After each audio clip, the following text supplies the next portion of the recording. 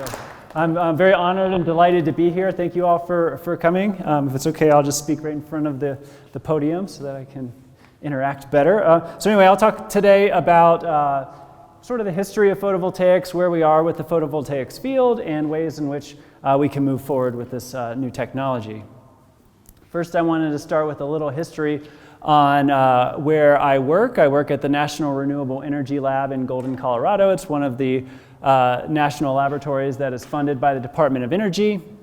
We're in Golden, Colorado, and you can see from this view here, this is east looking west. You can see our mountains look very similar to your mountains. In this picture, they're greener than your mountains, but typically they're exactly the same color as here. So it's often more brown than that. That must have been a lovely spring day right after a big snow melt or something that they took this photo.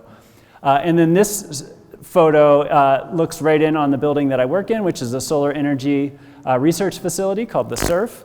And so this rooftop is over here on this structure looking that way at the campus. All of our buildings have photovoltaics coating essentially all of the rooftops.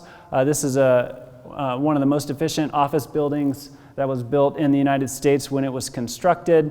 And a couple fun facts about that is office buildings are very complex and they require a lot of energy. And so in order to make that building net zero, not only were they utilizing geothermal energy, and they coated every single inch that they could with solar panels, and they used electrochromic windows on the windows to block heat that comes in from the sun.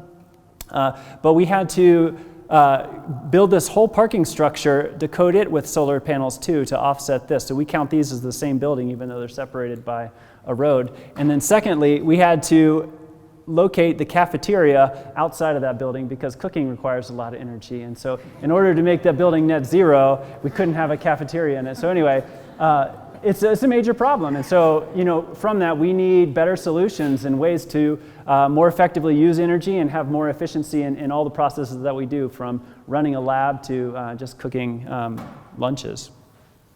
So NREL was started in 1978, I believe, in 1979.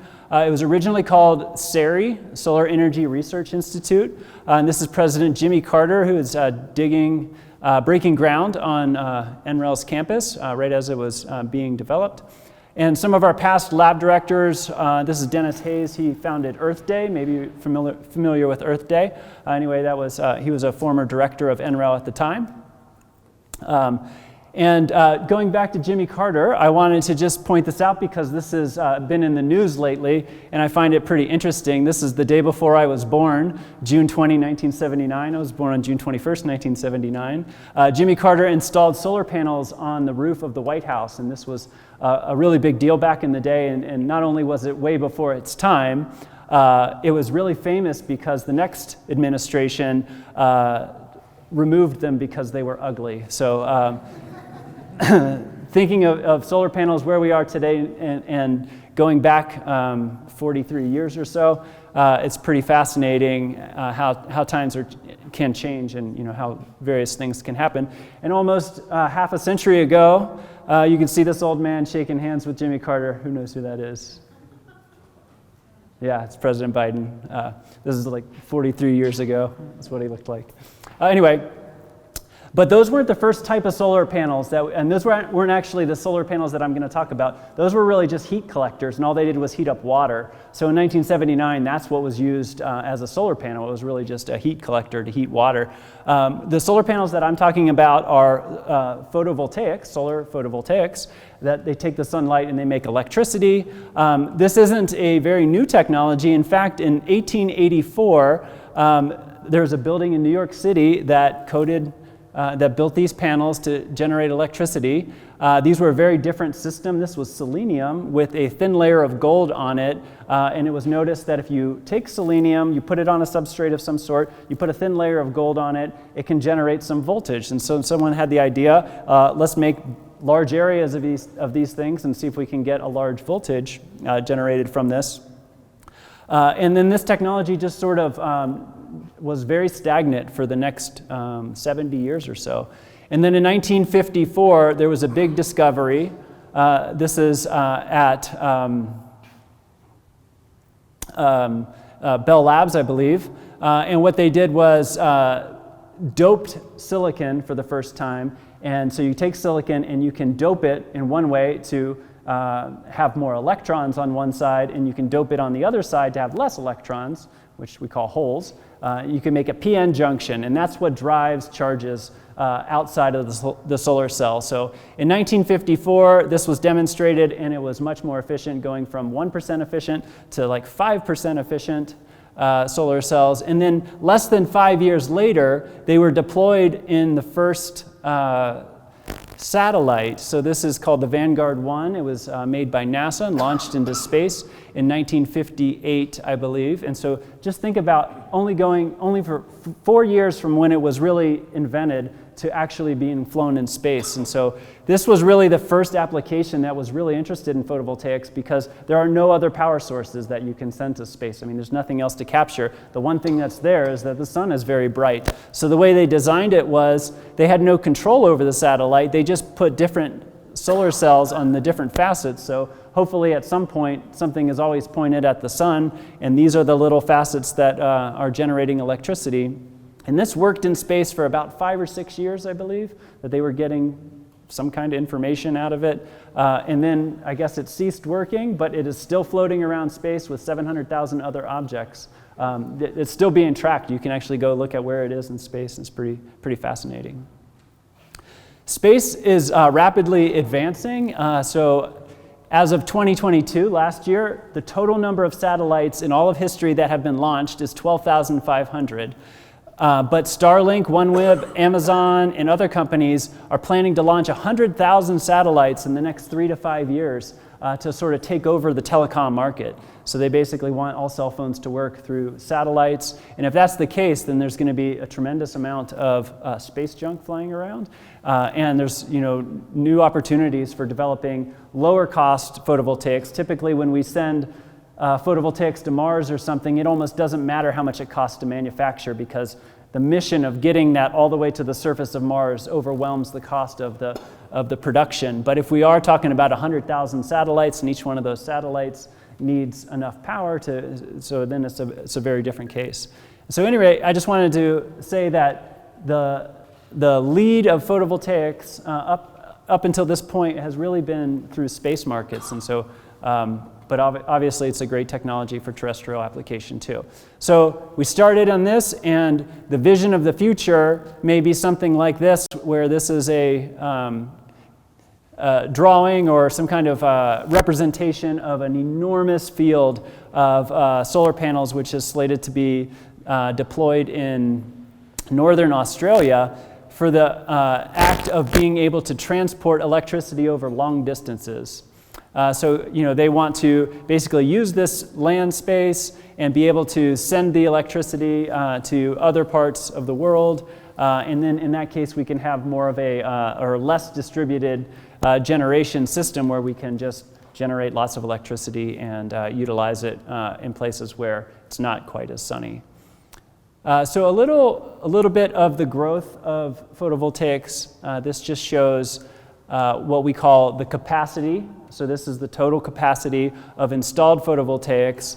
So if it were a sunny day and right at noon, and the conditions were very similar today, typically needs to be a winter day where the temperature is nice and cool, your solar cell would be at standard test conditions, and under standard test conditions at 1,000 watts per meter squared. The amount of electricity that you generate is the nameplate capacity. And so on this plot, you can see it looks like it's been growing steadily since 1990, but in reality, there was almost no PV that was contributing to the global electricity before, say, 2010. So it's really been in the last decade that things have really grown significantly. And if you look on this chart, this is where this exponential line sort of turns linear on an exponential plot. So this is still exponential growth. And we've hit a magical number in 2022. This is 1 terawatt. So the idea is all of the electricity and all of the power that we use as a world is something like 30 terawatts. And so if we could get to where we were generating way more than 30 terawatts because we have all these photovoltaic systems that are deployed, then it doesn't have to be perfect weather conditions all the time. If you have ample supply of power, then you could use that to do other things that would affect climate change as well. So not only are you generating clean electricity, but you could get to a situation where we have what we call free electrons on the grid. And these free electrons could be used to pump water uphill, which is a storage mechanism, or charge batteries, or if everyone had an EV and they had it in their garage, we could just top off all the EVs and then maybe withdraw on them later. Or you could use the electricity to do chemical reactions where you could make fuels that were more energy or more bio-friendly, earth-friendly, things of that nature.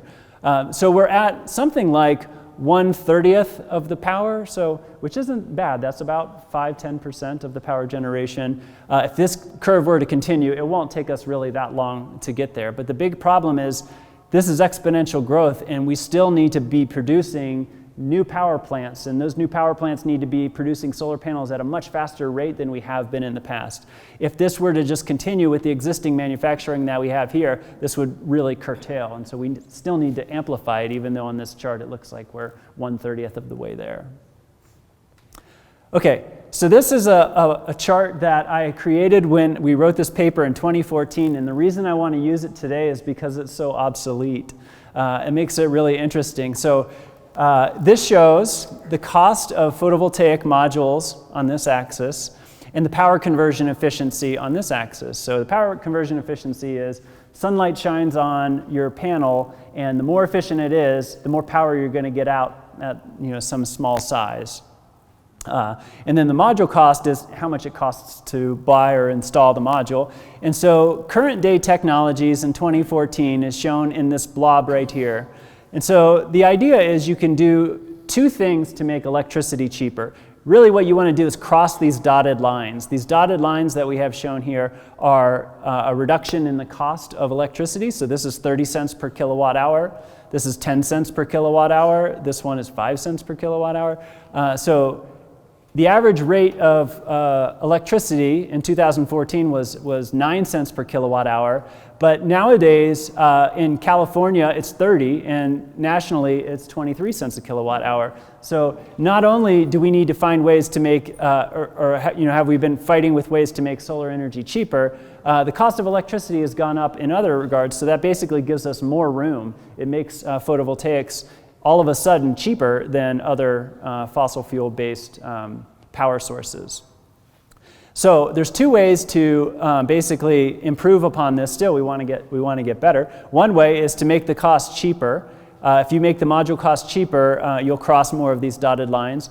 But we're really at sort of the lowest end of the cost here. If we want to continue making it cheaper, modules are going to have to be insanely cheap, and that means there's no money for companies to make. And companies don't want to go into business in an area where they're not going to make any money. So that's a big challenge. And then the other way you can do it is to raise the efficiency. So I have here current day technologies, and we want to move towards next gen technologies. But the problem is there's this blue line here. The current silicon record efficiency, sorry, that's spelled wrong. The current record efficiency is roughly around 25%. The maximum efficiency that a silicon solar cell could ever get is around 29%. And there's this fundamental limit called the Shockley-Queisser limit, or the SQ limit, which is around 32%. And that's the highest efficiency that a single junction solar cell could ever get. And so really, we want to get into this space here, but it's challenging to do because the way that we think about a solar cell, it can't actually work beyond that current limit that I have shown there in the blue. And so we're looking at ways to do that. And so now I'm going to jump in the deep end a little bit on some physics on how a solar cell works. And you'll have to take a few things and just understand that I'm just trying to gloss over a few of the physics concepts. But really, the solar spectrum is a broad spectrum where each photon has a relative wavelength associated, and there's a number of each of these. And so the sun is a black body emitter at something like 5,900 K, but the light that reaches the Earth's surface is a little bit reduced from that, and this is due to the atmospheric absorption. So you can see things like water in the atmosphere absorbs in these regions, and so it cuts out some sections. The visible is shown here, so you have blue photons on the high energy side and red photons on the lower energy side. And when you make a solar cell, you might be familiar with an LED or a stoplight that has either a green emission or a red emission. Well, those are basically the same device, except for they're operating in reverse. You're applying electricity and it's putting out one wavelength of light. So a solar cell is very efficient if it only had one wavelength of light incident upon it, but it doesn't. It has this big black body source. And so you're making a trade-off. When you choose a semiconductor has what's called a band gap, and that band gap determines the threshold of which the energy can be absorbed. So you can make your band gap lower and you can absorb more of the energy, or you can make your band gap higher and absorb less of the energy, but you get a higher voltage. So the challenge is power is current times voltage. Each photon generates one electron. The number of electrons you get is your current, and the voltage at which you extract that is your voltage. You multiply those two together and you get power. So here I have a silicon solar cell, a PN junction silicon solar cell, and what happens is red photons excite an electron across this energy gap and then extracts the electron in that way and the hole that way, and you can use those to generate a current. If you have a blue photon though, the blue photon creates an electron hole pair, just like this, but they're high in the band, and so basically what it does is it has a higher voltage, but we can't utilize that voltage readily, so it just cools down to the band edge, and that creates heat within the solar cell. So if you look at a silicon solar cell, 46% of the energy that's put into it is lost as heat.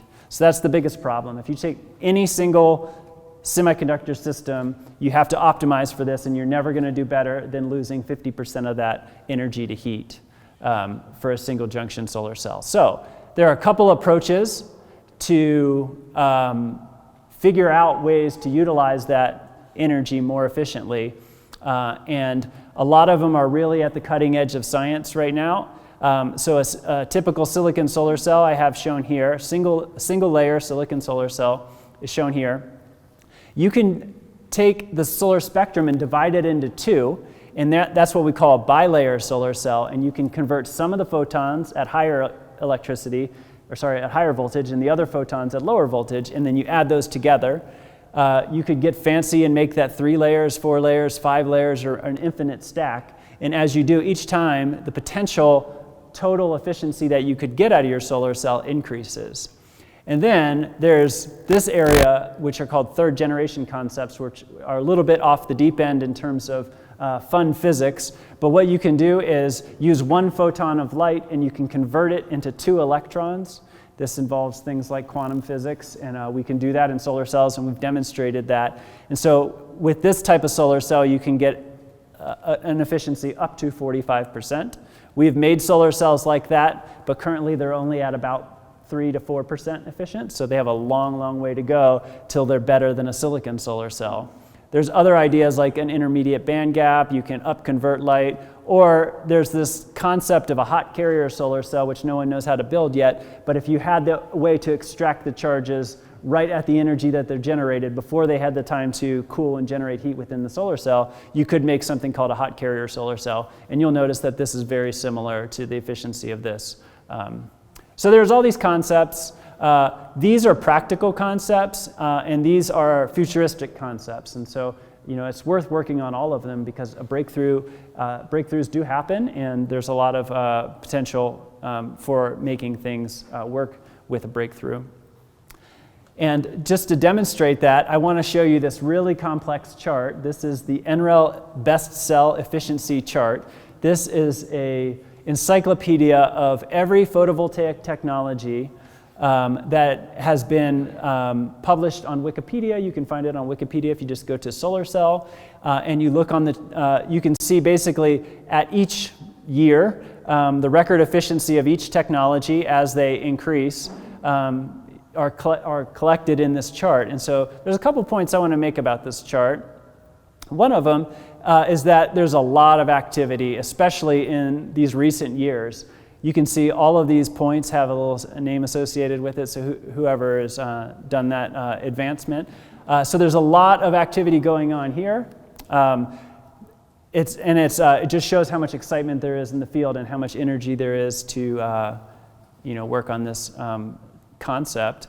The next thing I want to point out is that silicon is shown here in these blue lines. There's different ways to measure it. And it plateaus right around 26%, which is what I showed on that that chart a few slides ago. But there's technologies that are higher and lower. And so why do we use silicon in all of our solar panels that you might be familiar with and not some of these other technologies? So I'm going to talk about most namely this one that is in red with the yellow on the inside here.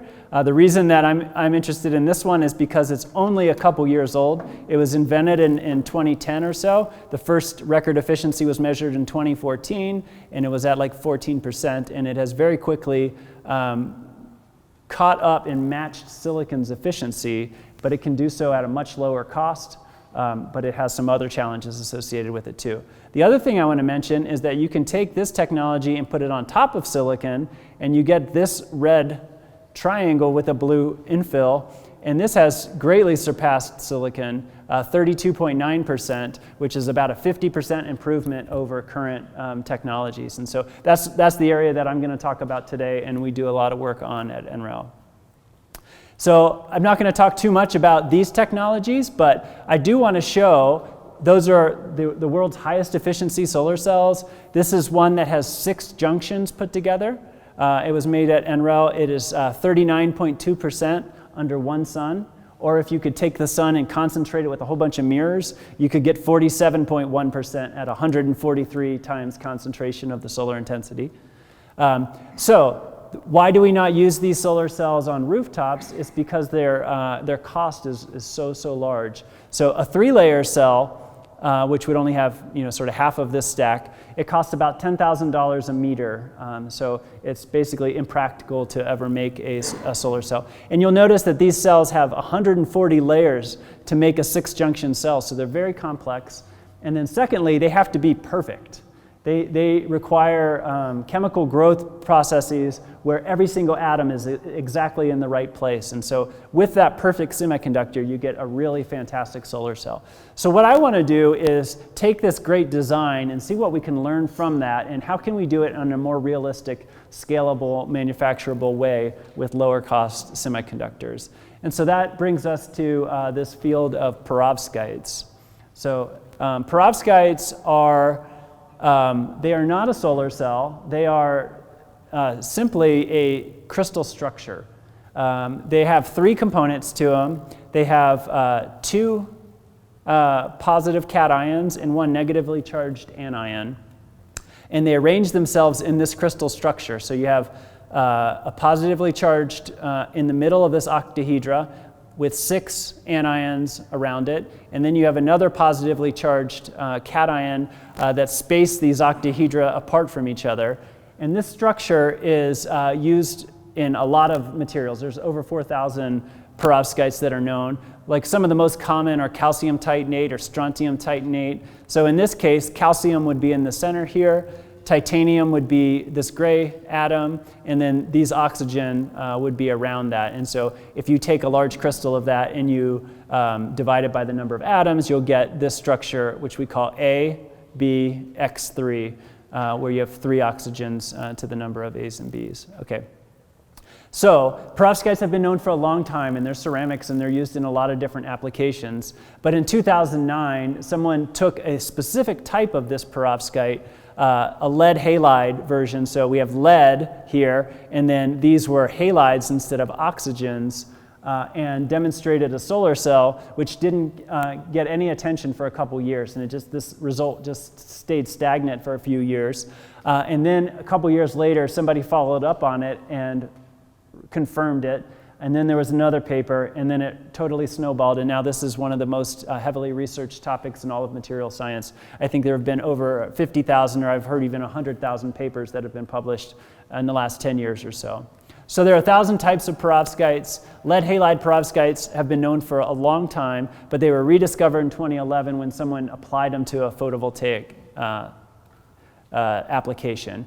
And one of the things that makes them so fascinating is that they have this characteristic called defect tolerance.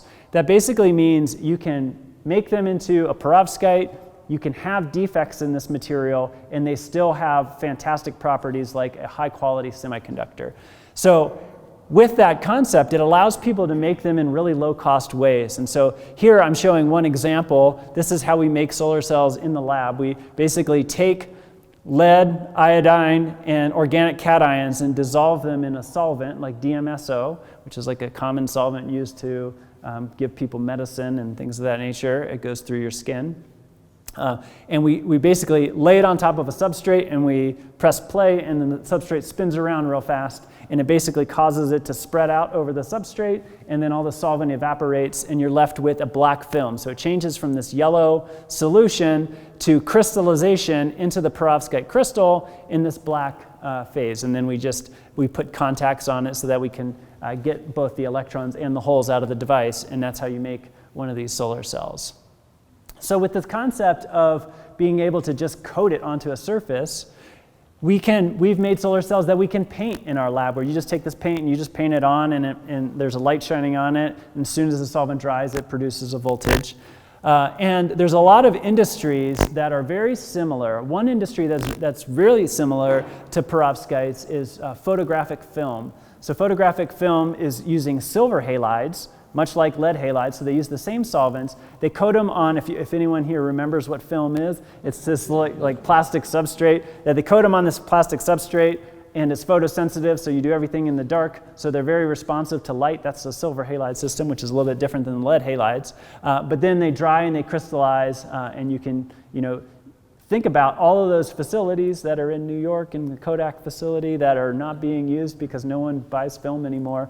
Those are sitting there waiting to be reused in some way. Another industry that's very useful is newspapers. So I've run a little calculation that if you think about how fast newspapers are made. When I was in college, I used to work for the student newspaper, and I was a photographer, and I would go to the football games and basketball games and take pictures, and then I would have to go back and develop my film, and then load it on the computer, and then the next day I would see those newspapers on campus. And just to think about how they would go from that computer file to the newspapers out on campus in like 8 hours is ridiculous. So New York Times, at the time that I did this calculation, which might have been a couple years ago, the daily circulation was still 1.4 million. It might have decreased since then. And then all 1.4 million of these papers are printed basically the night before that it comes out. So if it had 30 pages of paper, and each paper is 1 meter squared per page because it's this big, they're printing 42 kilometers squared of material per day.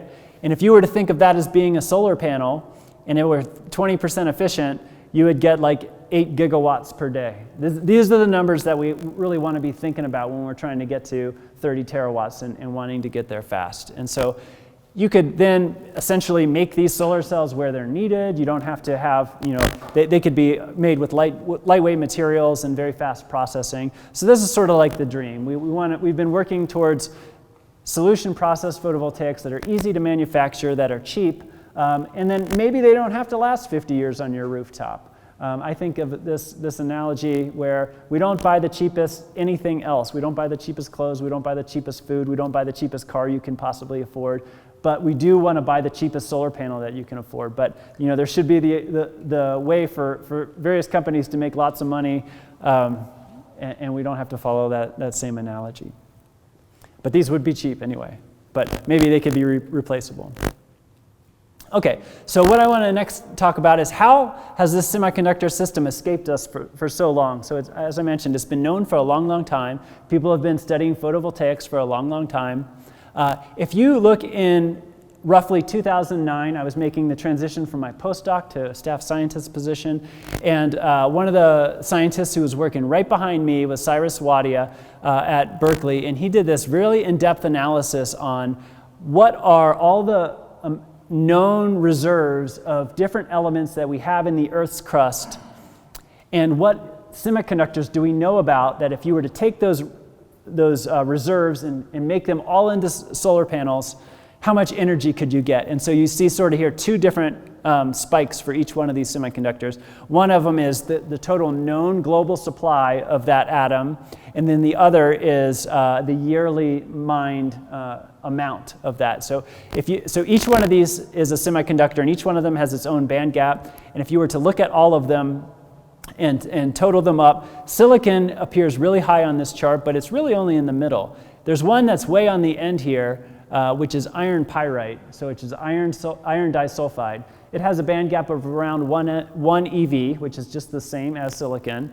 And there's so much iron and so much sulfur in the crust that if you just took 1 year's supply, you would dwarf every single other technology by 100 times. This is a logarithmic scale, so even the second semiconductor, you're 100 times greater than that because iron pyrite is so abundant. And secondly, iron pyrite absorbs light so well. When you look at it, it has this gold hue. That gold hue is a surface coating on it, but it absorbs light so well that even with 20 nanometers, you wouldn't be able to see through iron pyrite. This sent the whole photovoltaic research community on this offshoot for 10 years where they were trying to make solar cells out of iron pyrite. But what it was found is that the defects in iron pyrite are so critical that they don't allow you to extract any of the charges. So you shine light on it, you create electron hole pairs, but those electron hole pairs go away so fast that you can't even extract them. They were able to make solar cells up to about 3% efficient, but that just shows that looking at all the materials that we could think of at that time and analyzing them, it was a good exercise, but it didn't lead us to perovskites. There were also these inverse design centers. There was one at NREL, which was called CID, the Center for Inverse Design, and the idea was if you were to take, okay, we want this device that produces so much power, let's design it from that end and not design it from, here are all the semiconductors that we know of. Let's start with the end product and design in inverse. And then they worked all the way back to what semiconductors were available, and they came up with all these really complex semiconductors that nobody plays around with, like copper, arsenide, selenium, something that nobody had ever made, but potentially it could make a solar cell that's 24%. But what I want to comment on is both of these, none of them have perovskites even in the mix. It didn't even show up as a potential idea. And the reason being is because no one really considered in any textbook in 2009 to make a material out of both inorganic and organic molecules in a crystalline structure.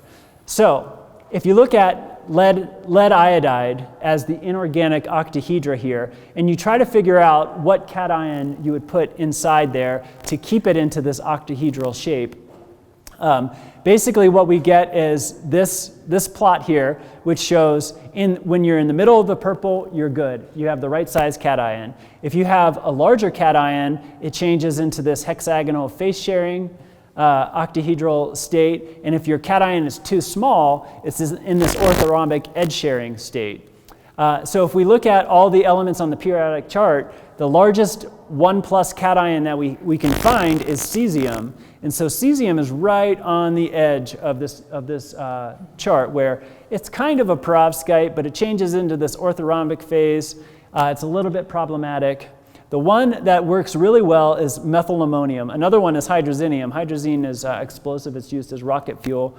So hydrazine isn't favored, but no one's ever made a hydrazinium lead iodide solar cell, so it'd be interesting to play with. But methylammonium, which is shown here as Ma, falls right in the middle. And so basically, it took someone to realize, I'm going to take lead iodide and I'm going to put methylammonium in. Just such a random, serendipitous path to making this semiconductor. And it worked. And then they did it again 3 years later, and it worked a little bit better, and people optimized it, and then it really blew up. And so now that we know that material system is in this perovskite state, and it has really good defect tolerance, we can look at this chart and we can try to figure out what's a better way. Methylammonium's got some problems. This is methylammonium as a molecular structure. It has some problems. Number one, it's volatile, so it can evaporate. So if you made a solar cell out of this and you operate it, you can lose some methylammonium over time, and then your perovskite's disintegrating, basically. Formamidinium is the next larger cation, and it's drawn here.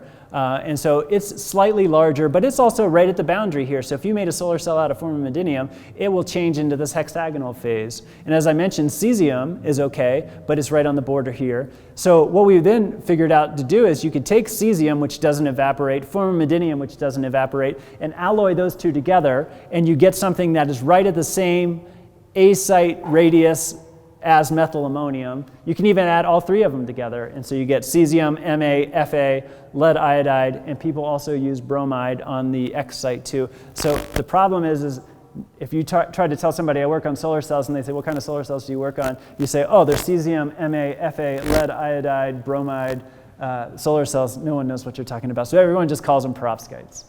It is the perovskite structure, but that's what we mean in this case.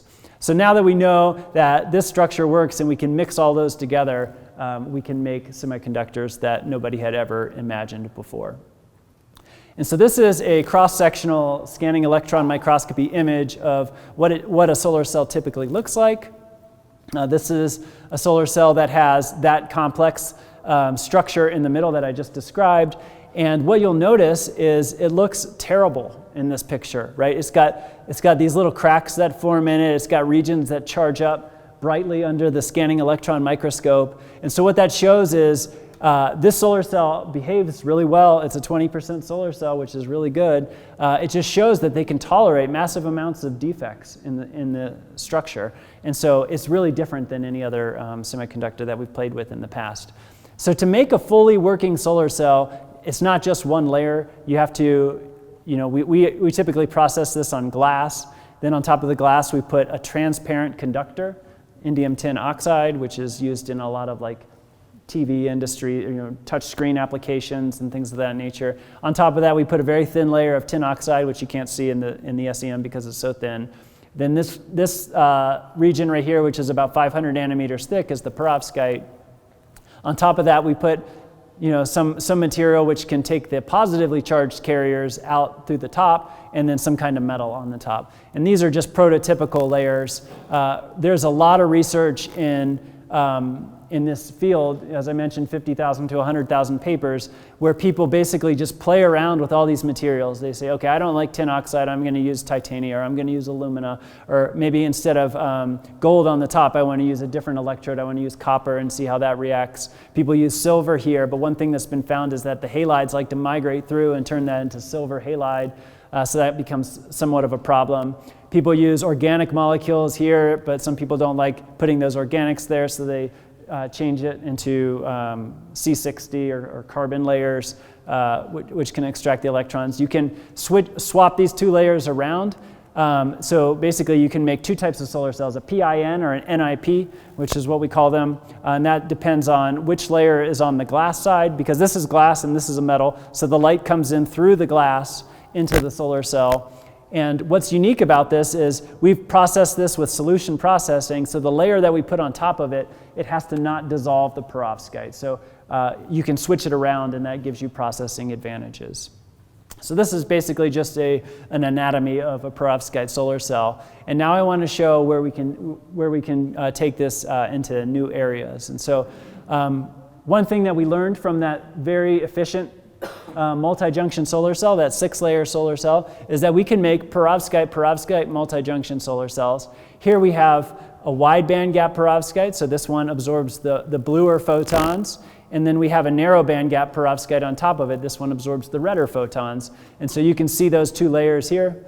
They still have cracks in them. And then you have contacts that are at the interface. And so basically what happens is the light comes through this side of the solar cell. The blue photons get taken out here, and then the red photons pass through into this lower layer. And then you can look at the spectrum of the solar spectrum, and you generate some current in this bottom layer and an additional current in the top layer, and the voltages of those two layers add together. And from that, what you get what's called a multi-junction or a tandem solar cell, and this can be much more efficient than a single junction solar cell. It just involves more layers. More layers means more processing complexity, which means it's a little bit harder to manufacture, but the efficiency is already higher than you could ever make with silicon in this case. Another thing you can do is take perovskites and put them directly on top of silicon. And so this is really exciting. As I mentioned, people have demonstrated up to 32%. So that's 50% more power out of the solar panel than you're typically finding on rooftop systems now. And so silicon is really thick. I was showing back here that this perovskite layer is only 500 nanometers, but silicon is made hundreds of microns thick, so much, much thicker than perovskites. And that's because its absorption properties are so low, but it works really well because we have so much of an industry built on microprocessors and other silicon electronics transistors that we have so much knowledge in how to make silicon really perfect.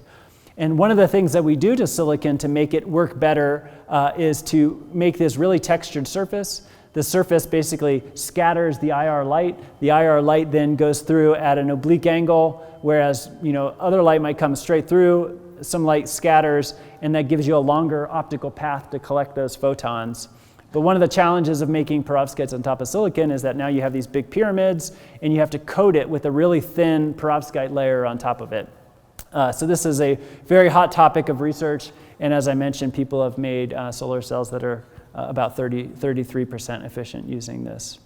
So I want to take a step back and dive deep into a paper that we have coming out tomorrow, I believe, in Nature Energy, where we're exploring ways of can we reduce the number of steps to reduce the complexity. So typically, as I've shown through all of these different examples, more and more layers are used to make the solar cell more and more efficient, but adding more and more layers increases the complexity, which makes it have a higher barrier to commercialization.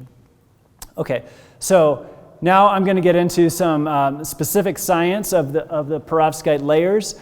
So specifically at this one interface where I was talking about you can flip these layers around and modify the structure. Well, one such layer that is used is what's called a self-assembled monolayer of molecules. Here are some examples here. So people call them SAMs. SAMs can be used directly on the glass as a way to change the work function. It changes the energy of that glass to where you can pull charges out. It basically creates a dipole on that interface, and that dipole basically sucks the holes into the surface. And so one way to draw that is in an energy diagram with slanted lines here, where you can basically pull the holes into that bottom surface.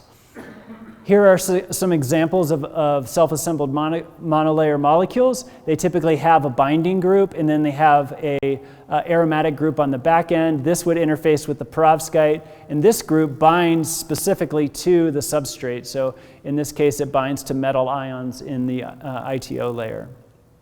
There's a variety of these molecules that people can calculate, and they can understand things about like how it changes the work function of your electrode. And the way we assemble these is really fascinating. Basically, they're so ready to bind to the surface that you can just take a substrate and you can hover it over a solution of those molecules, and those molecules will turn upside down, will float into air, and will assemble on the surface and make this really nice compact monolayer. Another thing you could do is just dip your substrate in the solution. The molecules will bind nicely to the surface with this group attached to the surface and this group exposed to process the perovskite on. And so this is a very common molecule that many people are using, and we hypothesized that if we move to this other molecule, which has a different work function, that it would behave better. But what we noticed when we tried to make these cells is that we had really bad wettability of the perovskite. Basically, we put those monolayer on the surface, and the perovskite doesn't want to coat onto that layer. So this is a bit of a challenge when you're making multiple layers. It's really complex sometimes to get one that seeds on the underlying layer and spreads smoothly and doesn't have holes in it. And so you can see here that there's a stripe in the middle in all of these where it coats reasonably well, but on the edges we have bare glass. There's one layer that's transparent in there that you can't really see. But on the edges we have bare glass, and you can see in no case that it coats on those layers really well. If we leave the monolayer off, we get a nice coating. We get the perovskite to really evenly cover that whole film, or that whole substrate. And so by playing around with this, what we then tried to do was, what happens if we take this monolayer and we just mix it in the perovskite ink? So if we just mix it in the perovskite ink, we basically get the same coverage, and we were really fascinating with how that works. So now we have these two types of solar cells. This is what we call a current voltage curve. This is how you calculate the efficiency of a solar cell. Basically, the current is on this axis, so the higher the current you get, the better your cell is, and the higher the voltage you get, the better your solar cell is. So if we make the solar cell without that layer, we get a pretty poor performing device. This is the JV curve for that. And if you add the molecules within the perovskite ink, we basically see that it gives us the numbers that we were intending to get if we had done it in 2 steps rather than just 1 step. And so what we figured out was we have this complex solution of all these different ions. So we have lead ions, we have iodine, we have bromide in there, we have cations, and now we're adding in this molecule. And so you have this big sea of molecules, and then you coat it on your substrate, and then the perovskite starts to crystallize. And it does 2 things. It pushes some of those molecules to the bottom, which is exactly where we want them, and it pushes some other ones to the top. So basically, it crystallizes, and it creates this perfect interface at one side, but it also has residual molecules at the top. And we tried for so long to remove those molecules on the top because we want to extract electrons through that side. We want to extract holes through this side. And we were under the impression that if this molecule helps us extract holes, then we don't want it on both sides, otherwise we'll have a dead solar cell.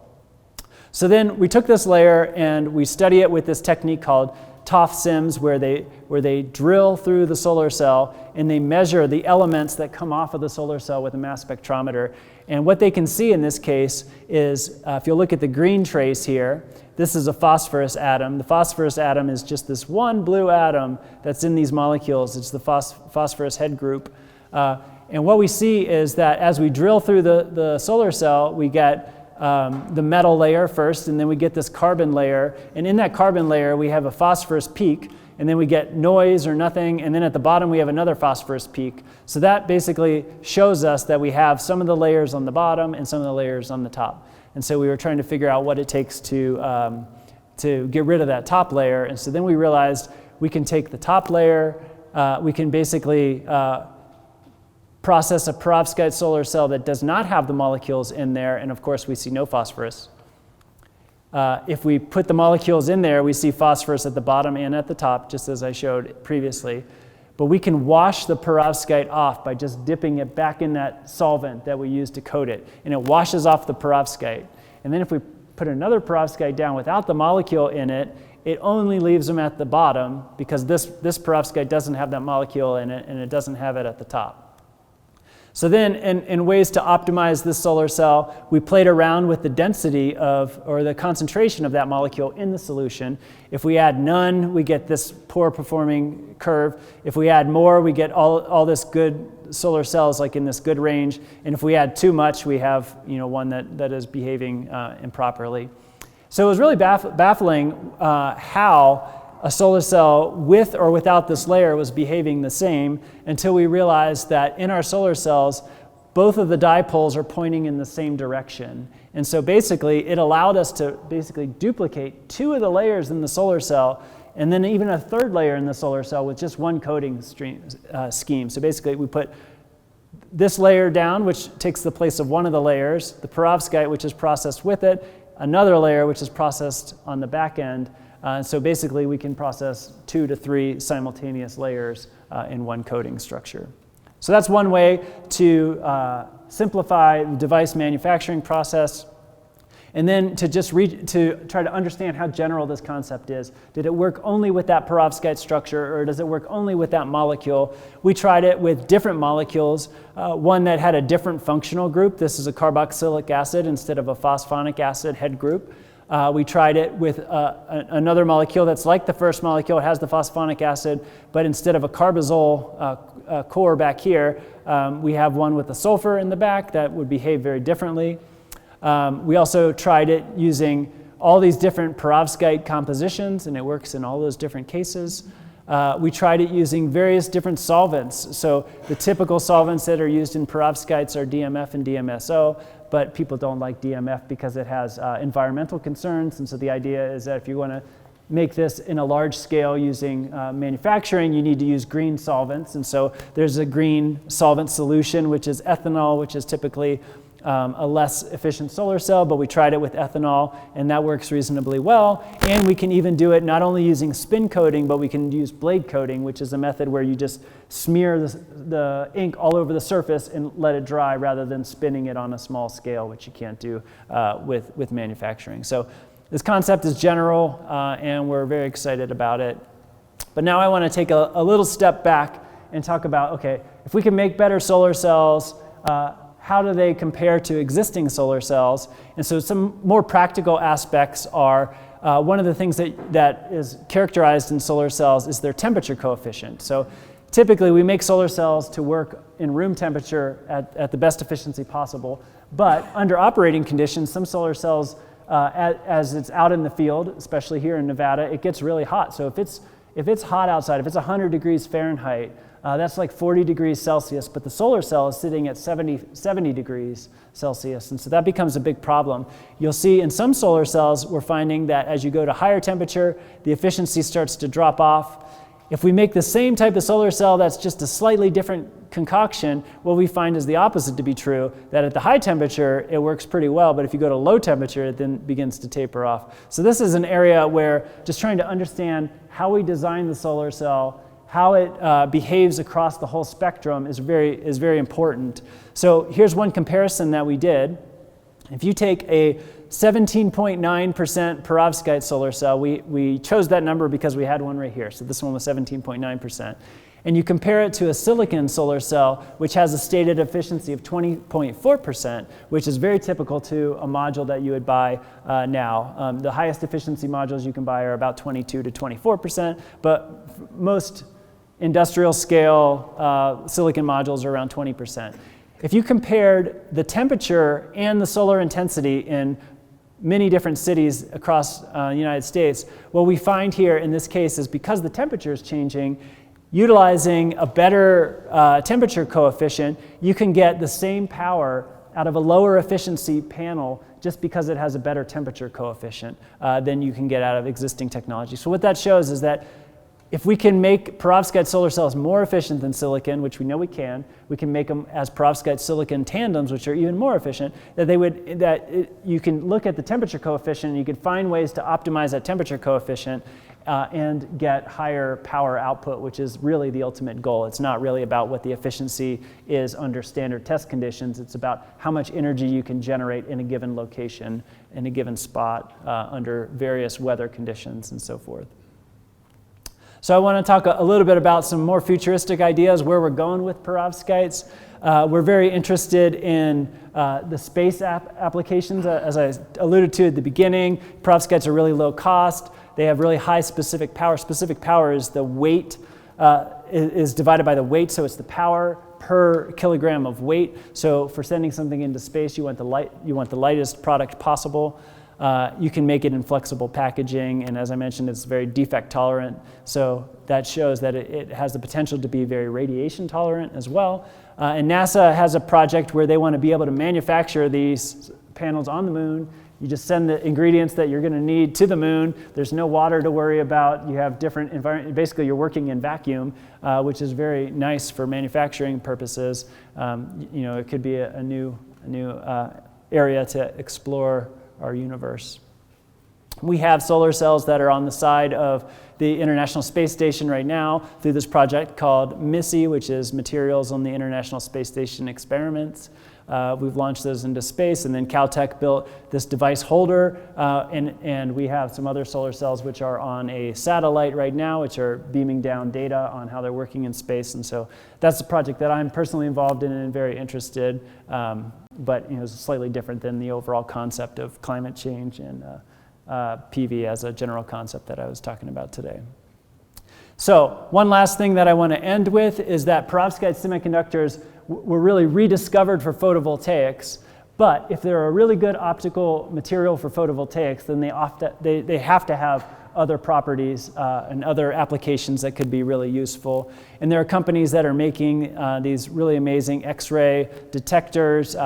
Avantama makes a quantum dot TV. Perhaps you've heard of Samsung quantum dot TVs. Those are made using indium phosphide quantum dots, but perovskite quantum dots emit light much brighter than indium phosphide, and so some of the most amazing TV screens can be made with perovskite nanocrystals. And at NREL, we've been working on this new concept of, in the A site, because the semiconductor is different, it has an organic component to it. You can use fancy organic molecules with unique properties that transfer over to the overall semiconductor. One property is chirality, so you might be familiar with DNA, which has chirality to it. And if you put a chiral molecule in there, spins have either an up or a down spin state. You can inject spins through perovskites with only one spin state. So you could do that and create what we call a spin LED, which could be useful for like optical communication, where not only are you sending one photon of light down a fiber, but that photon of light either has right-hand circularly polarized emission or left-hand circularly polarized emission. And we can build detectors that can detect right-hand circularly polarized light, left-hand circularly polarized light. So you could think about all the other technologies that involve optical communication, or even electron transistors, where you can embed information in the type of electron, whether it's a spin up or spin down electron. So there's a lot of opportunities for this field in the future, and so I just wanted to end with that. And in summary, photovoltaics is rapidly evolving. It's one of the easiest to implement renewable energy transitions that we can think of right now. These hybrid organic, inorganic, lead halide semiconductors, new discoveries can happen all the time, and these new discoveries can lead to a huge breakthrough in a technology that we thought we had figured out. Photovoltaics 10 years ago, we thought we knew enough about PV, but we can still have a breakthrough, and that can spur hundreds of thousands of research projects, which can lead to new technology. So it's really good to have an open mind when it comes to basic science. And then perovskites can be a standalone low-cost PV, or they can be made in these various tandem configurations with more than half, with 50% power improvement from today's technologies. And these new compositions and devices are emerging all the time. So with that, I would like to thank a lot of my funding sources. This is Basic Energy Science, EFRC, Energy Frontier Research Center. We get funding from the Solar Energy Technology Office, NASA, Department of Defense, and then I have an appointment through this Renewable and Sustainable Energy Institute between University of Colorado and NREL, and so lots of work that's going on in there as well. And here are just a few of the people that we work with that I'd like to acknowledge. And thank you so much.